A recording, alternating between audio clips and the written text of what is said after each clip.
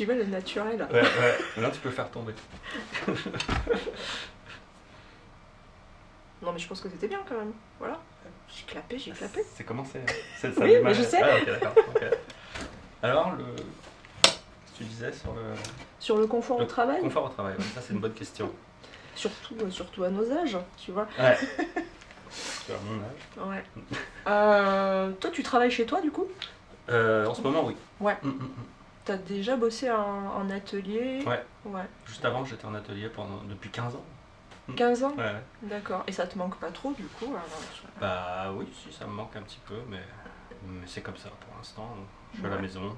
Mais en fait, j'ai le même matériel, même table, même chaise. Donc, Ouais. je suis habitué. Ok. Toi, tu travailles. Moi, je bosse chez moi. Je me suis longtemps posé la question, savoir si j'allais intégrer un atelier ou pas. Bah, c'est super un atelier. Mais oui, mais est-ce que je suis un animal assez sociable? Bah, Je tu sais. travailles dans l'animation, donc tu es obligé Oui. d'être un peu social. Ouais. Oui, mais le travail n'est pas le même dans l'animation en même temps, quoi. Je sais, travail d'équipe avec... Oui, d'accord. Mais en fait, dans l'animation, justement, tu as un chef. Ouais.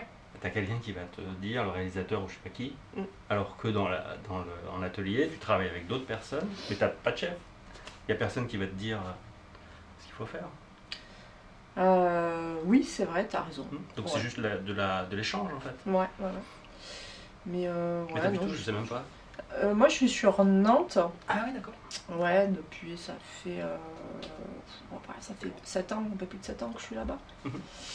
Et autant je pense que si j'étais restée à Paris, parce que je suis restée longtemps à Paris, 15 ans, je pense que j'aurais fini par bosser en atelier, parce que travailler dans 40 mètres carrés dans son salon, c'est pas possible. Mhm. Au bout d'un moment, non, il faut changer d'espace, quoi, tu vois, le fait de Mhm. fermer une porte et d'être ailleurs que chez soi. Mhm. Mais là, non, je crois que j'aime bien mon petit bureau, en fait. Mhm. Puis finalement, du coup, ça n'a pas eu un impact énorme, le confinement, tu vois, sur moi. J'étais déjà un peu habituée à vivre comme ça. Ouais. Je me suis créé mon petit espace, mon petit univers, et puis voilà. Mais du coup, j'apprécie les déplacements en festival, parce que c'est à ce Mhm. moment-là qu'il y a une émulation avec les collègues, Mhm. et voilà, quoi. Mais quand il y avait le confinement, tu pouvais pas sortir comme les autres, tu pouvais pas aller en festival. Non, je pouvais pas aller en festival. Mais heureusement que j'ai un chien. Ah ouais, t'as un chien? Ouais. C'est quoi? C'est alors, j'ai eu un bulldog français. Ah, ils sont bien ça, ouais. Ouais, Ils sont sympas. Ils sont sympas, ils sont bruyants, ils sont olfactifs, Ouais, ils sont ouais. odorants, ils ont tout ce qu'il faut, ces chiens. Quand ils respirent, ça fait du bruit. Hein. Je vais pas imiter le bulldog. Non. C'est ce que tu... C'est ce que je cherchais à me faire faire, mais bon, Mais non. ça n'a pas marché. Non, et puis le bulldog nous a quittés malheureusement. Ouais. Ce sont des chiens quand ils vieillissent qui deviennent très très fragiles et qui vieillissent pas très bien. Et là j'ai un petit corgi. Ça, je sais pas ce que c'est. Tu sais pas ce que c'est? Non. C'est... Avec un Y? Non, ça Ouais. s'écrit avec un I. Ouais, c'est pas IE, c'est Ouais. un corgi. Tu vois les chiennes de la reine d'Angleterre? Non. Non, tu vois pas. Si tu connais, de toute façon, la reine d'Angleterre, tu t'en fous. Non, j'adore. Ça a une morphologie de basset, c'est entre le basset et le teckel, mais avec des oreilles pointues. D'accord. En fait. C'est un chien de berger. Ah, ok, d'accord. Ça me fait plaisir de parler chien avec toi. Si en plus j'y connais rien en chien, je te jure. Ouais. Non, c'est vrai. Je mens pas, j'aime bien les bâtards, mais après les races, à part Oui. les bergers allemands, Ah oui, non les mais boxers. voilà. Non, mais quand même, enfin, je veux dire, les chiens, tu les connais bien, même. Oui, Pas de race. mais j'ai pas la culture du nom du chien et tout ça, de la race. Non, pas du tout. Dans tes albums, il y a quand même un sens de l'observation sur le chien qui est très très présent. Ouais, non, ça n'empêche pas, Ouais. bien sûr. Ouais. Mais ça reste juste de l'observation en fait. c'est pas de la culture, voilà. Mais moi, je suis fascinée par les chiens dans tes BD. Justement. Toi, t'en mets jamais dans tes BD? Est-ce que j'ai vraiment eu l'occasion? De temps en temps, quand je peux caser mes chiens quelque part, tu vois, en guest comme ça. Tu les mets en arrière-plan? Ouais, c'est ça, ouais. Ouais, bah, moi aussi j'aime bien les mettre en arrière-plan, les chiens. Là, j'aimerais bien bosser un jour sur un projet ouais, on suit un chien. Comme ça. Ouais. Surtout en arrière-plan, c'est encore mieux parce qu'en fait, ils sont toujours décalés par rapport au personnage principal. Ils font toujours un truc qui n'a rien à voir et qu'il ne faut pas faire. C'est ça que j'aime bien chez les chiens. Ouais. C'est qu'ils ont le don comment on dit, quand tu fais un truc qu'il ne faut pas faire, quoi. La gaffe, quoi. De troller, ouais, de torpiller, en fait. Ouais, voilà, ouais. De La bonne ridiculiser. C'était le chien de quel président qui avait pissé dans son bureau contre la cheminée? C'était pas celui de Hollande, je crois. Ah ouais? Pendant une interview, il me semblait il y avait eu un truc comme ça avec son chien. Du coup, Ça c'est bien ça. Ouais. Ouais. Ça j'aime bien ça. Surtout pour un président, ça me fait encore plus plaisir quoi. Que le chien il exprime. Oui. En fait le chien exprime ce que la personne ne peut pas exprimer. C'est ça qui est pratique quoi. Un peu comme les rêves.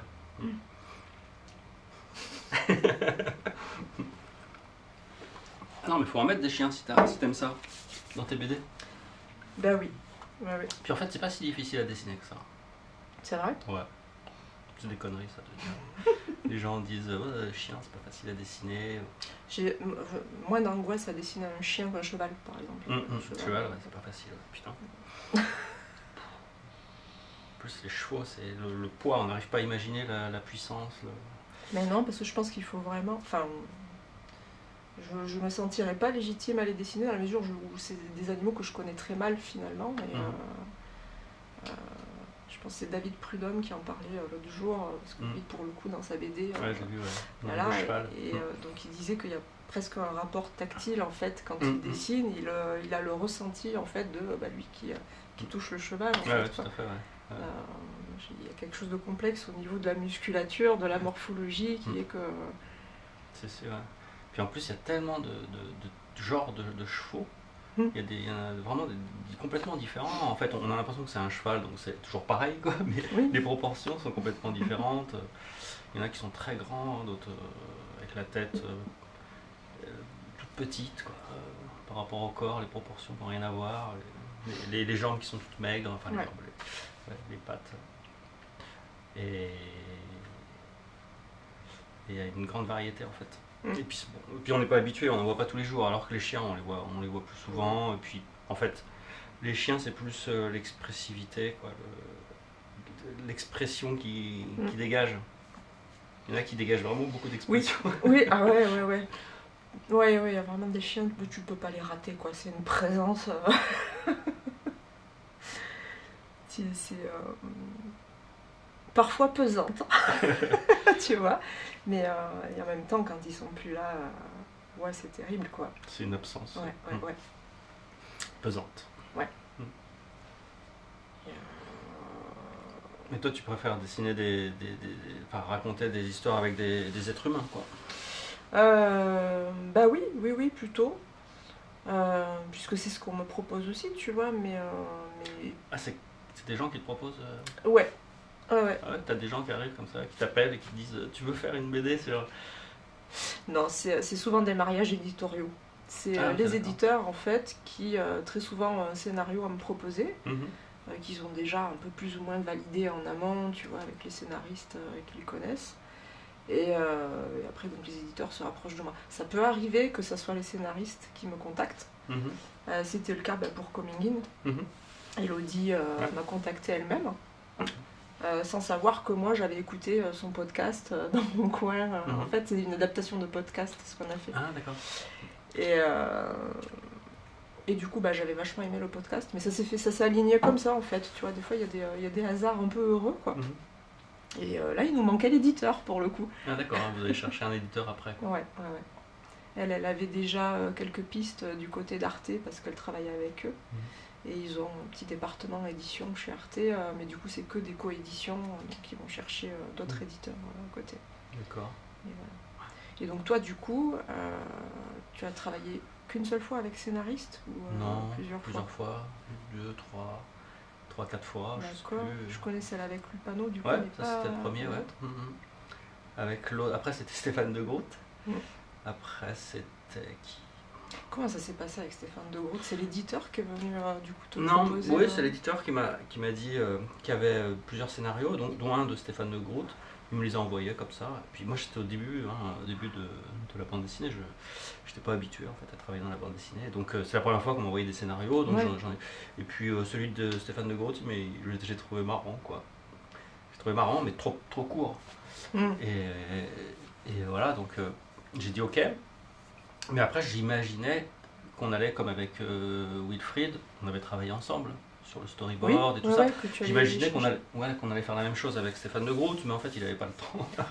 Il n'avait pas beaucoup de temps, quoi. Il était tout le temps en train de. C'était le moment où tout le monde l'appelait dans le cinéma, donc il n'avait pas de temps. Donc voilà, donc j'ai beaucoup attendu. J'envoyais du storyboard, j'envoyais des choses et j'attendais quoi. Donc c'était pas évident, quoi. C'était pas facile. Ouais. Et est-ce qu'il avait quand même ce rapport avec la BD, à être un peu émerveillé, tu sais, quand il reçoit... Ouais, il aimait bien la BD, ouais. C'est quelqu'un qui en lit beaucoup, tu sais Non, mais qui en lisait beaucoup, je crois. Enfin, apparemment, hein, il en lisait. Bon, je sais pas si c'est beaucoup ou pas, mais peu importe. C'est pas très important, en fait, ce que les gens ils disent ou pas de la BD, mais est-ce qu'ils ont envie, qu'ils aient envie de raconter quelque chose, que ce soit par la BD, par autre chose. C'est pas très... Et voilà, enfin bon, j'espérais qu'on puisse... parce que moi je le connaissais pas, hein, habitant en Italie. Je sais qu'il était sur Canal+, c'est ça? Ah ouais, je crois qu'il animait des chroniques sur Canal. Je sais plus quelle émission c'était. Je me souviens plus de l'émission, mais oui, je me souviens de ces petites chroniques, ces petits sketchs qu'il faisait. Et c'est tout à la Raymond DeVos un petit peu. Ouais. Ce qui est pas facile, hein, après en BD, parce que en fait ça marche bien, le rythme marche bien quand tu l'écoutes, parce que c'est un rythme où tu n'as pas le temps de réfléchir, donc c'est drôle parce que tu n'as pas le temps de réfléchir en fait. Tu entends des mots qui se suivent, qui se ressemblent et tout, donc tu comprends rien. Et c'est ça qui peut faire rire. Alors que dans la bande dessinée, tu lis, donc tu peux revenir en arrière, tu peux te dire d'accord, c'était ça le jeu de mots. Donc c'est un peu plus difficile peut-être. Ouais. Et bon, voilà, c'était là, donc j'ai lu, et puis après je sais plus. Après si avec mon ami d'atelier Giorgio Albertini, on a fait une série de science-fiction ensemble sur plein de tomes. Et là c'était différent parce qu'on était juste à côté, donc on n'arrêtait pas de faire du ping-pong, de se parler, de changer des choses. Et puis après avec Botset, un réalisateur italien que je connaissais dans l'animation, et on a décidé de faire... j'ai moi qui lui ai proposé de faire des bandes dessinées, donc c'est un peu l'inverse qui se passe, quoi. Et voilà. Puis là, en ce moment j'adapte plus des livres, quoi. J'ai trouvé cette technique géniale en fait. T'as jamais adapté une idée en vide? Ah si. J'ai bossé sur une adaptation d'un roman qui s'appelait En attendant Bojangles, d'Olivier Bordeaux, avec scénariste du coup, parce que... Pourquoi? Eh ben... Attends, c'est pas normal, il faut lui dire de partir au scénariste, là, qu'est-ce qu'il a à voir? Non, je pouvais pas en fait l'adapter moi toute seule au niveau de l'écriture. Pourquoi? Il y avait un gros travail de réécriture en fait. Non, je me le sentais pas, vraiment. Il se passe 15 000 trucs dans le roman. Bah ouais, mais tu décides, t'enlèves des trucs, c'est à toi de voir. Ouais, mais des fois, tu sais, t'as besoin de restructurer quand même l'histoire. Tu restructures, hein. J'ai pas assez écrit, tu vois, de scénario de mon côté, je pense, pour être assez sûre de moi là-dessus. Alors, t'avais qu'à prendre un bouquin qui était plus... où tu sentais que c'était plus structuré. Ouais, mais là, c'est l'éditeur qui m'a proposé. C'est toujours l'éditeur qu'il faut choisir, alors. Non, ça va pas, ça. Faut que tu choisisses. Non. T'as vu, j'en ai cassé le décor. Tiens, je le mets là parce que ça va retomber sinon. Mais ouais, non, je pensais vraiment... Enfin, il me fallait vraiment quand même une scénariste.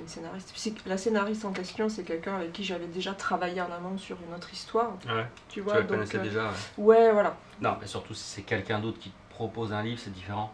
Tu vois, si toi tu choisis un livre, c'est peut-être toi qui as envie de... Oui, voilà, ouais. Et t'as pas envie de... Ah si, c'est... Alors moi, il y avait un bouquin que j'aurais bien aimé adapter, mais je sais pas si ça sera possible un jour. C'était Les dialogues de bêtes de Colette. Ok. Mais bon, Je sais pas si, D'accord. si ça se fera. Pourquoi? Euh, Non, pourquoi ça se ferait pas? Parce qu'il y a des questions d'ayant droit déjà à régler. Je Ouais. l'ai jamais proposé à un éditeur D'accord. encore aussi. Tu Bah vois, c'est un là, truc là, que ça va j'ai- être bon, ouais. Tout le monde Voilà, va bim savoir. Et tous les Et puis éditeurs. peut-être même qu'il y en a qui vont me piquer l'idée en plus, du coup. Voilà. Bien fait. T'as quand même L'année bien. prochaine, il y a le livre en BD. tu sais. Les boules. Mais c'est déjà peut-être en train de se faire. Ça t'est jamais arrivé, toi, de bosser comme ça sur des projets et Non. d'avoir des. Je sais Non. pas comment on appelle ça. C'est Ah ouais, des c'est idées des- dans l'air, en fait. Ouais, tout à fait, ouais. C'est un truc de physique quantique, ça. En plus, Ouais, ouais, il y ouais. a ouais. une espèce d'intention mondiale, enfin, entre les gens. Après, ça peut s'expliquer, je pense, parce qu'il y a des tendances, des fois, tu vois, Ouais.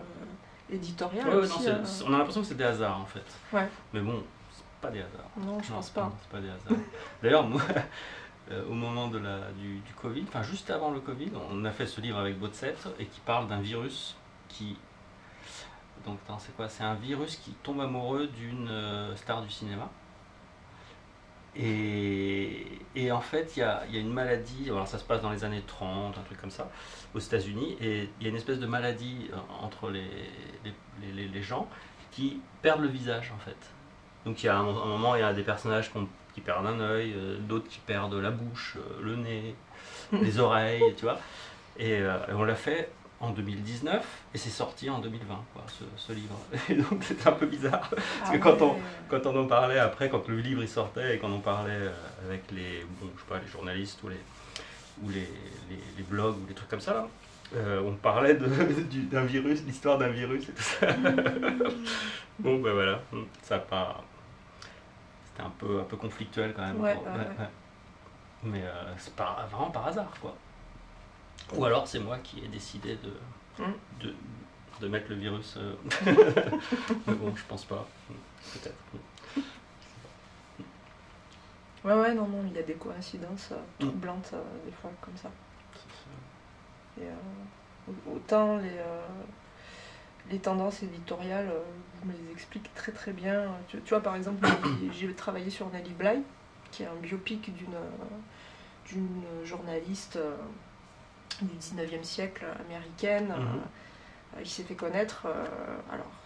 L'histoire sur laquelle on a bossé, c'est elle est allée dans un asile psychiatrique en se faisant passer pour folle, en fait, pour pouvoir enquêter et puis dénoncer les faits de maltraitance.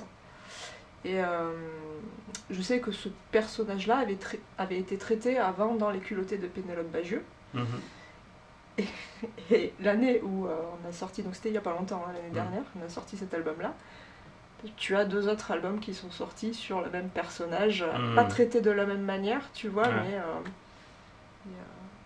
il y a des choses qui s'expliquent. 1984 aussi, l'adaptation, les adaptations bah oui, BD sont parce sorties. que c'est la fin des. Et voilà, des droits, oui, quoi. c'est tombé dans les. 70 ans, 60 ans, je me souviens. 70. 70, je crois. Je Ouais. crois, ouais. Je pense que c'est une bonne conclusion.